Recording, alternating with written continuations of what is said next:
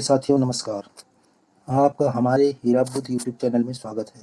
आज हम इस वीडियो के माध्यम से आपको बताऊंगा कि आपके जीवन में जो पत्नी के रूप में आज आपके सामने है, पुत्र के रूप में जो आपके सामने है, आइए जानते हैं वो कौन है और क्यों हमारे साथ आए। इनका परिचय जानते हो?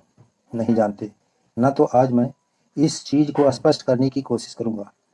वीडियो में साथ बने रहें। यह आज का टॉपिक अध्यात्म से इतना जुड़ा हुआ है कि अगर हमने इनके परिचय को समझ लिया तो हमें इनसे कभी कोई शिकायत नहीं होगी और शिकायत करने पर भी मिलना भी कुछ नहीं। तो आइए मित्रों, थोड़ी सी ही चर्चा कर लेते हैं। देखिए साथियों, आज हमारे सामने हमारे जीवन में जो संबंधी बनकर आए हैं वो पत्नी के रूप में, पुत्रों के रूप में, हमारे परिवार के सदस्य बन चुके हैं। उनका हमारे प्रति कैसा व्यवहार रहता है और हमारा उनके प्रति कैसा व्यवहार रहना चाहिए, बड़ी महत्वपूर्ण बात है।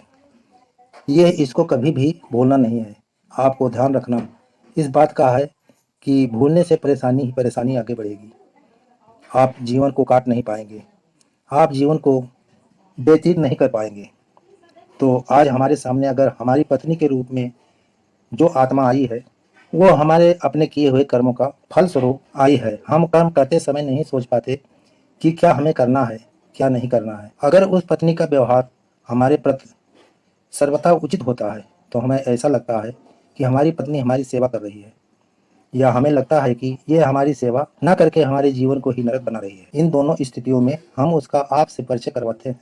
देखिए साथियों, जब हम अपनी पत्नी का व्यवहार अपने प्रति देखते हैं कि वो हमारे कार्यों में सहयोग करती है, हमारी आज्ञा का पालन करती है, हमारे दुख सुख का ध्यान रखती है और हमारे आध्यात्म मार्ग में हमारी सहयोग बनती है, भक्ति मार्ग में हमारा सहयोग करती है, तो आप निश्चिंत हो जाइए कि वो जो जीव है वो हमारे सत्कर्मों के कारण हमें मिला है। सत्कर्मों के कारण मिला है क्योंकि हमने कुछ ऐसे कार्य किए जिन्हें हम पुण्य के रूप में मान सकते हैं और पुण्य का फल होता है सुख। और यदि उसी पत्नी से हमें बार बार परेशानियां आती हैं तो हमारा कहना नहीं मानती, हमारे साथ धोखा करती है, हमारे किसी भी कार्य में सहयोग की बजाय असहयोग करती है, तो फिर समझ लीजिए कि आपने उसके साथ ऐसा ही बर्ताव किया था। यहाँ कुछ भी अकारण घटित नहीं है। हम जानते हैं कि हमारे साथ ऐसा क्यों हो रहा है। हम तो परमात्मा की भक्ति करते हैं, फिर भी हमारे साथ ऐसा क्यों हो रहा है, हमें क्यों इतना कष्ट मिल रहा है हमारी पत्नी के द्वारा। तो इससे आप यह पक्का समझ लीजिए कि आपने भी उसके साथ ऐसा ही बर्ताव किया था। तो हमें सबसे पहले अपने कर्मों की तरफ ध्यान देना है। कर्म किसी को माफ़ नहीं कर सकते, वो हमें पहचान लेते हैं। चाहे हम इस मृतलोक में रहें या अन्य कहीं किसी भी जगह पर रहें, कर्म हमें फल देने के लिए वहाँ पहुँच ही जाएंगे और वो किसी न किसी का सहारा लेंगे। कोई ना कोई हमारा घर का सदस्य बन के आएगा। यदि आपने किसी को सताया है तो आपको सताएगा। आपने किसी को गंदी दृष्टि से देखा है तो हो सकता है कि आपकी दृष्टिहीनता का सामना करना पड़ जाए। आप जिस अंग से जो भी बुरा करेंगे, उसका दुरुपयोग करेंगे, तो वो अंग आपसे छीना जा सकता है। आज हम गरीब हैं तो इसका सीधा सा मतलब है कि हमने कभी किसी को दान नहीं किया, हमने धन का दुरुपयोग ही दुरुपयोग किया है, इसलिए धन हमसे छीन लिया गया। हमने बहुत ज़्यादा गाली गलौज किया, किसी को प्रताड़ित किया है, तो हो सकता है कि हमारी अपनी स्थिति गूंगे जैसी हो जाए। और जहाँ तक पुत्रों के सवाल है, पुत्र भी हमारे साथ वैसा ही व्यवहार कर रहे हैं। न जाने कहाँ से कौन कौन सी आत्माएं हमारे पुत्र के रूप में आज हमारे सामने हैं।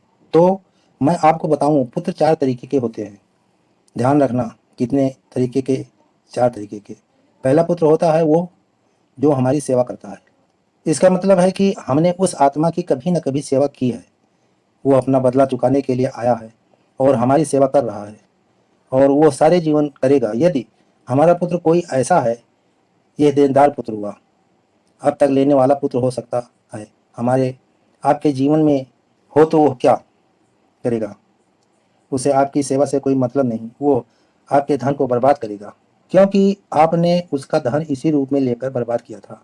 और तीसरा पुत्र वो होता है जो उदासीन होता है। उसे जब तक शादी नहीं होती है वो तब तक आपका सहयोग करता है और शादी हो जाने के बाद उसका आपसे कोई लेन देन नहीं है, वो अलग हो जाएगा। उसका परिवार, उसका अपना परिवार होगा, अपने परिवार को लेकर के वह अलग हो जाएगा। आपकी बुराई भी नहीं करेगा, आपको सताएगा भी नहीं, लेकिन आपकी मदद भी नहीं करेगा। आपके साथ में उसे कोई सहानुभूति नहीं होगी, वो एकदम उदासीन पुत्र होगा।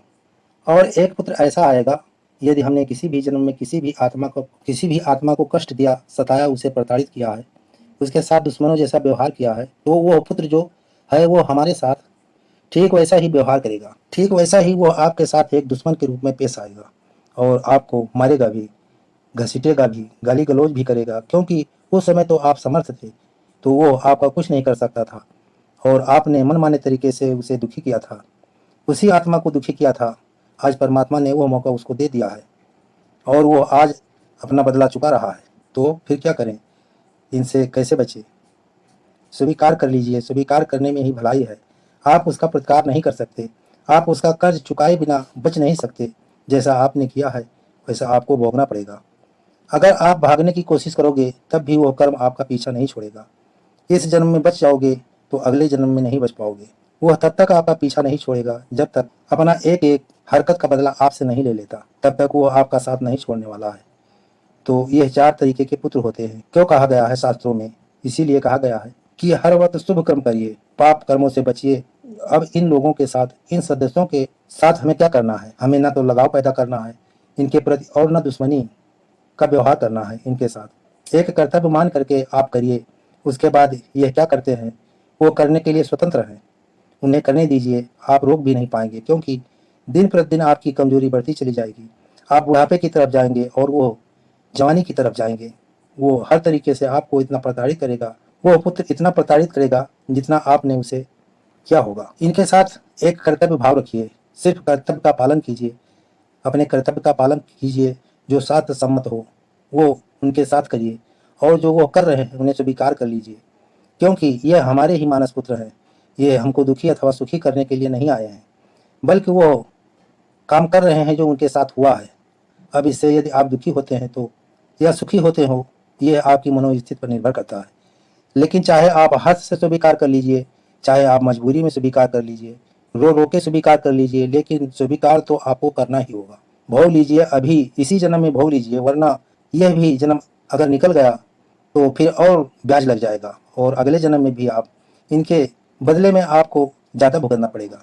तो 4 प्रकार के मैंने बताए हैं पुत्र, और जो पत्नी है आपकी उसके साथ भी आपने ऐसा ही किया था जैसा आज वो आपके साथ कर रही है। दोष मत दीजिए, किसी को शिकायत करने मत जाइए। अपने किए हुए कर्मों का ही सभी फल पाते हैं और कोई किसी को दुखी अथवा सुखी कर ही नहीं सकता। यहाँ पर आप परमात्मा को भी दोष मत देना, क्योंकि परमात्मा का एक कानून है, एक नियम है। अगर उस नियम का आपने उल्लंघन किया है तो उसके अनुसार जो भी सजा मुकर्रर होती है वो आपको मिलनी ही मिलनी है। इसलिए समझ लीजिए, सोच लीजिए, विचार कर लीजिए कि संसार में हमारा कौन है। इन 4 प्रकार के पुत्रों और पत्नी के साथ में ये आप सापेक्ष निर्णय लीजिए कि ये हमारे नहीं हैं, हमसे लेने के लिए आए हैं या फिर देने के लिए आए हैं। हमें लेना भी है और देना भी है। साथ में इनके साथ अपना क्या कर्तव्य है उसमें मित्रों ढील मत आने देना। अगर यहाँ पर आप चूक गए तो फिर एक नया कर्म और आप कर लेंगे जो आपको पता नहीं कहाँ तक खींचेगा, लेकिन बच नहीं पाओगे। तो हमारा अपना यहाँ कौन है? हमारा अपना तो सिर्फ परमात्मा ही है।